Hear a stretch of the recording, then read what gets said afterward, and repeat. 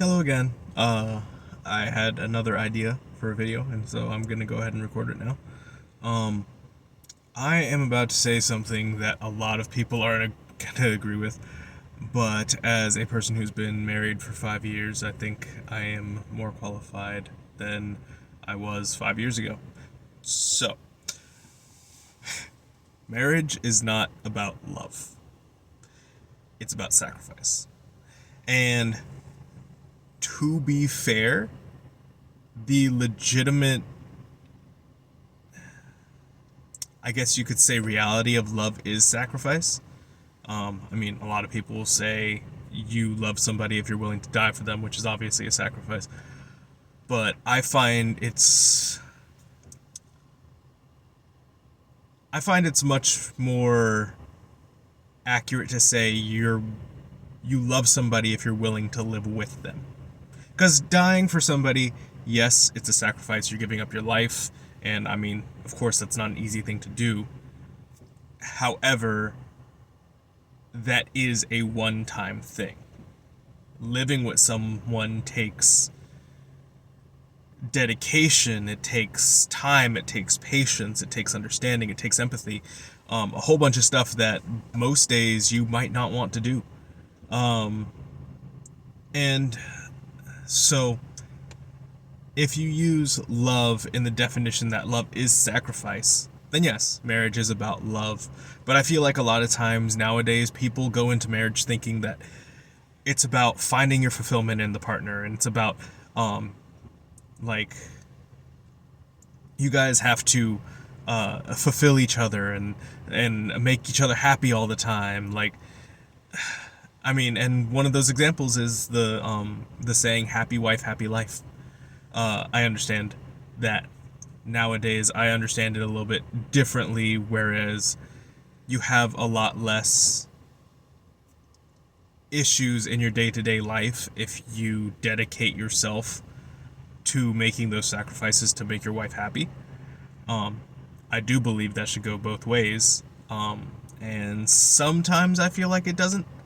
I won't say all the time. Um, because I feel like there's plenty of married couples out there that do, probably the wife sacrifices just as much as the husband does in order to make the other one happy. I feel like marriage works the best when both partners come together understanding that each one's goal in the marriage is to make every sacrifice they possibly can to make the other person happy. Because if you go into marriage with that mindset, your marriage will be successful if you both go into marriage with that mindset. Because if one of you just does it, which in in some marriages I could see that being the case, obviously the person who's doing it gets burnt out and gets tired and doesn't want to do it anymore.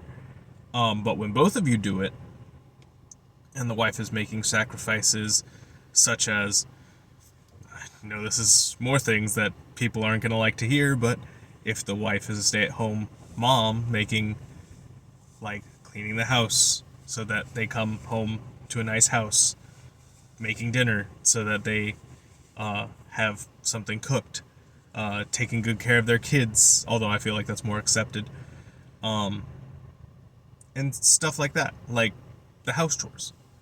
And and to be fair, this is a not a woman thing. This is a stay-at-home person thing. If the woman is out making the money, I believe full-heartedly that the man, if he's staying at home, should be doing the same thing. He should be cleaning the house, he should be doing the dishes, he should be making dinner and the other meals and taking good care of the kids. I believe it goes both ways, and it's purely dependent on who is a stay-at-home parent. If, of course, they're both not stay-at-home parents and both of them work, it's more evenly split. For instance, me and my wife, both of us work, and both of us do the chores. Both of us take care of the kids on our days off. Both of us make any meals that we are home to make. And in fact, she goes out of her way to make more meals and like lunches for me, and I go out of my way that if I am home in time, it doesn't matter if she can make dinner, I will make dinner for her and I'll do the dishes and I'll do those things. And that is, I guess, how that sacrifice looks from a person who's out of the house standpoint. Because obviously the person who's out of the house has a lot less time to do things at home. They are not at home as much. And so they obviously can't do the dishes every single, well, unless you have a job that allows you to, but they can't, more often than not, they can't do the dishes every single day. They can't cook dinner every single day. They can't cook lunch every single day. And so I would say the sacrifices from the person who actually goes out and makes the money would be when you're at home, you help out in any way you can. So, for instance, if I were to go out and I were to work and I come home and the dishes aren't done, I do the dishes.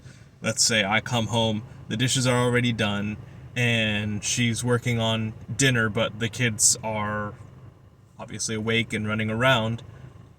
I would take over watching the kids. If the baby needs feeding during that time, I would take over whatever the baby needs. And I guess that's kind of the, because I mean, if you really think about it, the person who's staying at home is doing a full-time job as well. I mean, if they're actually, like, if they're at home, like, they're taking care of the kids all day, they're making meals, they're possibly cleaning. I mean, obviously cleaning is more sporadic. It's more of an as-needed basis, unless you have an actual, I guess, schedule for it. But you really have to, as the person who goes out and makes the money, you have to remember that just because you don't see what they do throughout the day doesn't mean it doesn't get done. And it's so much easier to take advantage of things that you don't see get done, and things that are just done on a regular basis. Like, say there's never dishes in the sink. It's easy to take advantage of that and not think about the fact that every single day that other person is doing dishes. Say you have dinner every single night, that it's very easy to take advantage and not recognize that that other person is making dinner every single night. And I mean, I know me saying it probably sounds dumb, like of course the other person's doing it, but I feel like it's so easy to forget about that and to just expect it, especially if it's a normal thing. And it's just like, oh, I just come home and dinner's ready, and that's just how it is. Like, and not think at all about the fact that this person had to make dinner while watching the kids and dealing with whatever they're doing and whatever fights break out with that, and also watching the baby, making sure that the baby's not hurting themselves, and all sorts of other things. And I mean, maybe they get like phone calls, and maybe there's issues in other places while they're at home. Maybe they're figuring out other things like bills and stuff like that while they're at home. And I feel like it's so easy to forget about all of those things. And I know even I am guilty of taking advantage of those things sometimes. I know I say I help out a lot, and I believe to a certain extent I do, but I do believe that there are plenty of times that I've probably taken for granted the fact that my wife watches the kids when I'm not at home, and that she makes meals. She's thinking about what dinner is when I'm not home. And it's easier for me to recognize that because I do have days off where I do all those things. And so I get a first-hand experience of it's not the easiest thing in the world to figure out dinner every single night and not just make the same thing every single night. And I know oftentimes I fall into that habit of just making the same thing every single night, but she makes a different dinner every single night that I am home, or that she's home. And I mean, that's not nothing. Like, that takes brain power throughout her day or the day before to think about what she's gonna make and like prep from the morning what it may be that she needs. Like if she needs a protein and that protein's frozen, she has to take it out by like 10 a.m. Otherwise, it's not going to be defrosted in time for dinner. And she has to think about the timing of when I might get home and how to prepare it so that it's actually ready by the time I'm ready to eat and stuff like that.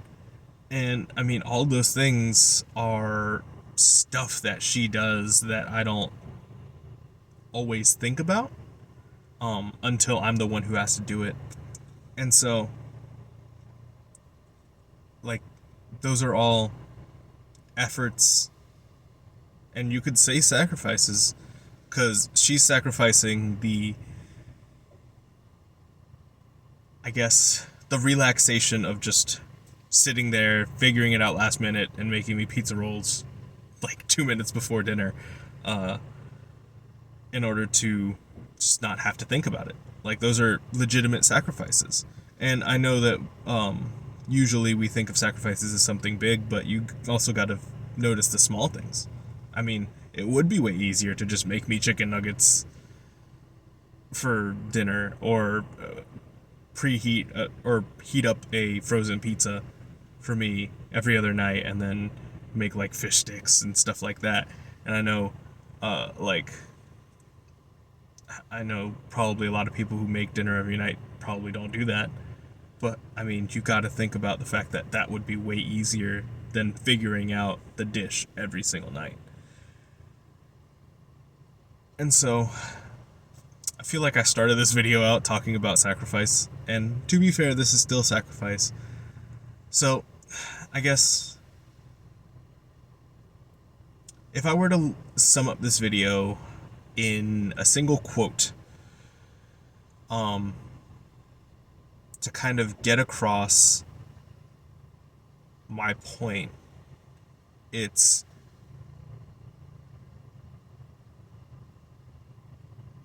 and this may seem extreme, but I feel like that this is the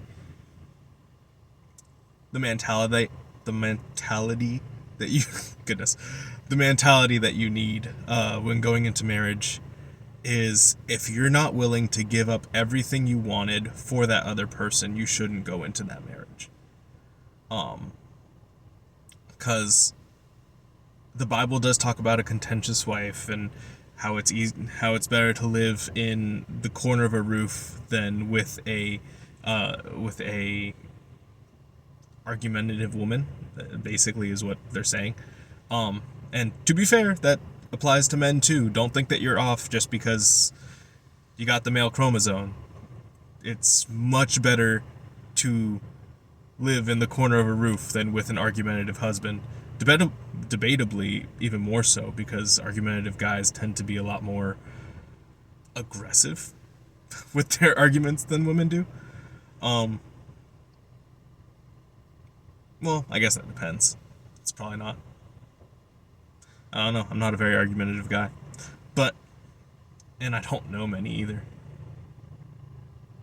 And even if I did, I'm a really passive person, so we probably wouldn't get into many arguments, because I'm more than willing to concede my point, especially if I'm not married to you. I really don't care that much. But, anyway, back to the point of, if I were to sum this up in one thing, yeah, it would be that, if you're not willing to give up everything you've ever wanted for this other person, don't enter into that marriage. Because you need to be willing. I mean, for instance, the Bible explains it as, when you're married, I don't think it specifically says casts off, but I'm going to just use that wording as a paraphrase. But you cast off your mother and father and cleave to your wife. Like I said, that's a paraphrase. It's not really a direct quote. But I mean, basically, that's you giving up your parents, your old life. Because, I mean, if you're just casting off your mother and your father, then that's one thing. But you have to think about what that signifies. That signifies I mean, in those old times, I feel like a lot of times you would be with your parents until you got married. And so, more often than not, saying you will cast off your mother and father and cleave to your wife, that means you are putting your entire old self behind and starting a new life with this new person. And in that new life, there is no room for the old life. You can still have the same goals and still the same like desires and wants, but you have to realize that that other person comes first now. If you always wanted a job and you just got the opportunity for that job, but it's not what's best for your marriage, then that job's no longer a possibility. And especially not if your significant other isn't okay with it. And I know that that's something that people don't like to hear nowadays because they like to think, "Oh, I have my own autonomy. I'm my own person." And no, that's not true. At least not in Christian circles. Like I've always said, if you're not a Christian, then I mean, you can take everything that I say with a grain of salt or just throw it in the trash altogether, because most of it's based on the Bible. So, I mean, I'm not going to expect you to hold to the traditions, not necessarily traditions, but the teachings of the Bible if you haven't professed yourself to Christ. I think that that's dumb. It would be like me asking you to obey Chinese laws in America. It doesn't make any sense. If you do follow Christ, though, I do believe that you should be following the Bible, which does say that the man's body no longer belongs to the man but to the woman, and the woman's body no longer belongs to her but to the man. And a lot of people equate that to sex, and to be fair, in the context of the verse, for the most part, it is talking about giving yourself up sexually to the other person to meet their desires and needs so that they don't, fall into temptation. But it also applies to the fact that your body, your life, your mind is no longer yours. You gave that up when you married that person. Now you have become one flesh. You make decisions together, and if you cannot agree on a decision, then that decision cannot be made. And I know that a lot of people won't like that. Because I feel like in today's day and age, it's all about autonomy and individuality, and I am unique, I am special. And to be fair, I don't subscribe to all of those things, but even I, to a certain extent, don't like that. I don't like the fact that I can't make decisions on my own. I don't like the fact that I can't decide for myself without asking somebody else what's best for the life that I am living. But even then, I have to remember that this life that I'm living is not for myself anymore. Firstly and foremostly, it's for Christ. And secondly, it's for my wife. And then thirdly, it's for my family. And I do believe that should be the hierarchy of your not preferences, but what is that called? The hierarchy of your, I don't know, what you consider most important, basically. It should be God first, wife second, and then family third. Family being children, and then after that comes like mother, father, and brother and sister, and all that stuff. I also feel like that is biblical. Putting your wife before your children. And also, it just makes good sense considering that your wife is the one that you're spending the rest of your life with, not your children. Eventually, they'll move out, and you'll be with your wife. So if you don't put her first, you'll fall into the same trap that most people do, where once their kids move out, they don't even know the other person.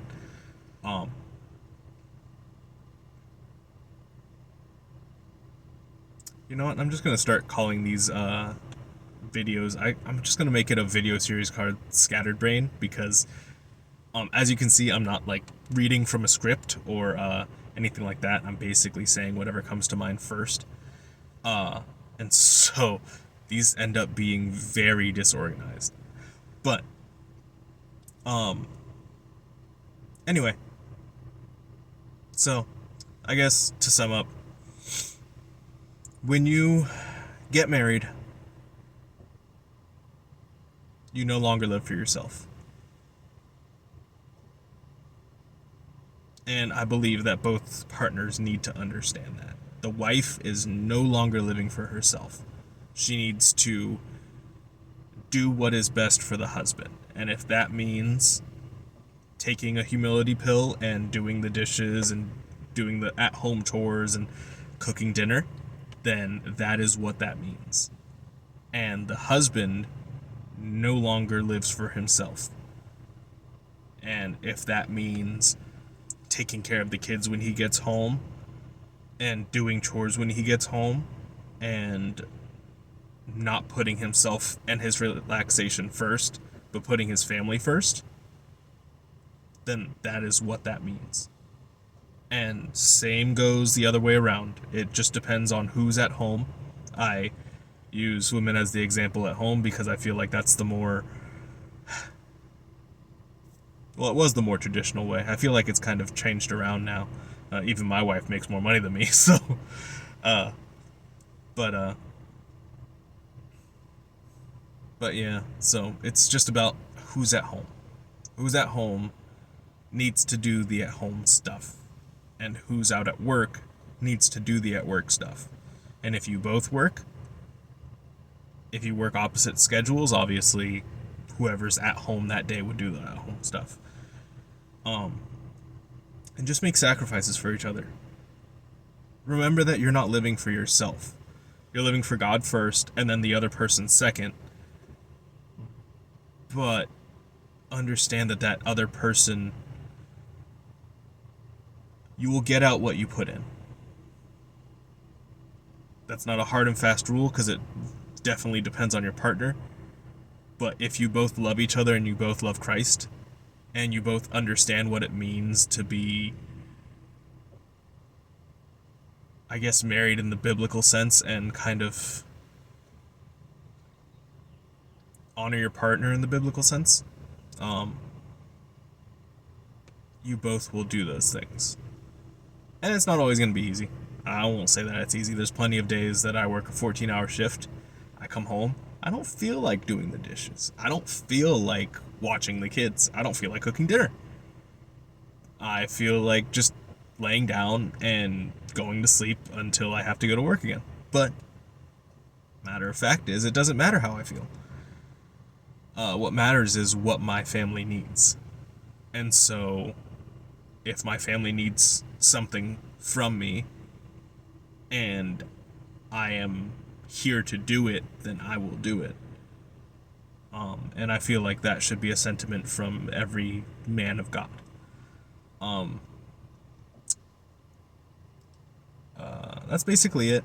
I do want to precurse one more thing, which is whether or not the man is the breadwinner, he is still the head of house, as per my other video, and so he still does take responsibility for the whole family, um, and should be respected as such. And he, as that, needs to always make decisions that are best for the family and not for himself, putting them constantly before himself and always thinking about them first rather than what would be best for his situation. Um, and if something is good for him or good for his values, but it messes with the family, so, like, say he can get this other job, but he'll be working like 80 hours a week and wouldn't be able to help with anything and would never see his kids, or he has to take a lot of trips like overseas, and like he would never see his family, and his wife isn't okay with that, and that is the precursor to a lot of these decisions. If his wife is not okay with that, then he can't be doing that job. Obviously, it's different if you're already in the military when you get married, because at that point, she knows what she signed on for. But at that point, it should be up to both of you whether or not you continue to be in the military. You need to discuss that with your partner and decide together whether or not that is what's best for your family. And you need to come to that decision together because you are one person, and that doesn't mean from either the man or the woman's perspective, what's yours is mine and what's mine is mine. And I feel like both genders have a habit of doing that, which is what's yours is mine and what's mine is mine. I feel like the meme, for the most part, is more of women doing it, but I know that there's plenty of situations of men doing it as well, and it's just not as funny to say that, I guess. But guys do that all the time as well. And so yeah, just remember that you're one. You can't make decisions by yourself. You have to make decisions together. If you want your marriage to work, and especially if you want your marriage to be biblical. Make sacrifices for the other person. Show them that you love them with the sacrifices that you're willing to make. And appreciate and think about and acknowledge the sacrifices that they make. Because it is a very, very lonely road to be the person making hundreds of thousands of sacrifices every day and never be recognized for it. Recognition isn't a requirement for sacrifice. I mean, in general, it's sacrifice because you don't expect recognition for it. If you just expect recognition for it, then it's just work.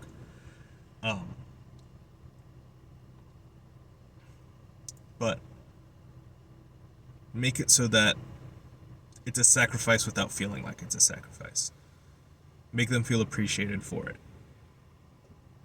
If you come home to a hot meal every night, say thank you for that. Say thank you for the fact that they watch the kids. Say thank you for the fact that the house is clean. Or say, even if the house isn't clean, say thank you for watching the kids. Thank you for, if you do the dishes, then doing the dishes.